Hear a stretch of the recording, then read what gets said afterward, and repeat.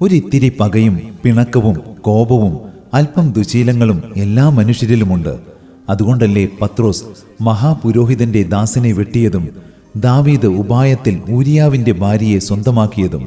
എന്നാൽ നമ്മിലുള്ള ദുർഗുണങ്ങൾ തിരിച്ചറിഞ്ഞിട്ടും നമുക്കതൊന്നും ഉപേക്ഷിക്കാനാവുന്നില്ലെങ്കിൽ പാപം ചെയ്യുന്ന ഏതൊരുവനും പാപത്തിന്റെ അടിമയാകുന്നു എന്ന ക്രിസ്തുമൊഴി നമ്മുടെ ജീവിതത്തിൽ ഒരു യാഥാർത്ഥ്യമായി തീരുകയാണെന്ന് പറയാം. അന്ന് ഹെരോദ്യ യോഹന്നാനെ കൊല്ലുവാൻ ഇച്ഛിച്ചിരുന്നുവെങ്കിലും യോഹന്നാൻ സ്നാപകൻ നീതിയും വിശുദ്ധിയുമുള്ള പുരുഷനെന്ന് ഹെരോദാവ് അറിഞ്ഞു. അവനെ കാത്തുകൊള്ളുകയും ചെയ്തു. മർക്കോസ് 6:17-18 എന്ന് വേദപുസ്തകം പറയുന്നു.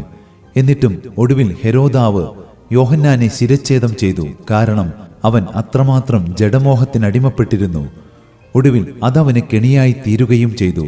സ്നേഹിത, നമുക്ക് പാപമില്ല എന്ന് നമുക്ക് പറയാനാവില്ലെങ്കിലും നമ്മൾ പാപത്തിനടിമപ്പെട്ടിട്ടില്ല എന്നുറപ്പുവരുത്തുന്നത് നല്ലതാണ്. എന്തെന്നാൽ നിങ്ങൾ കുരുടനായിരുന്നുവെങ്കിൽ നിങ്ങൾക്ക് പാപമില്ലായിരുന്നു. എന്നാൽ ഞങ്ങൾ കാണുന്നു എന്ന് നിങ്ങൾ പറയുന്നതുകൊണ്ട് നിങ്ങളുടെ പാപം നിൽക്കുന്നു.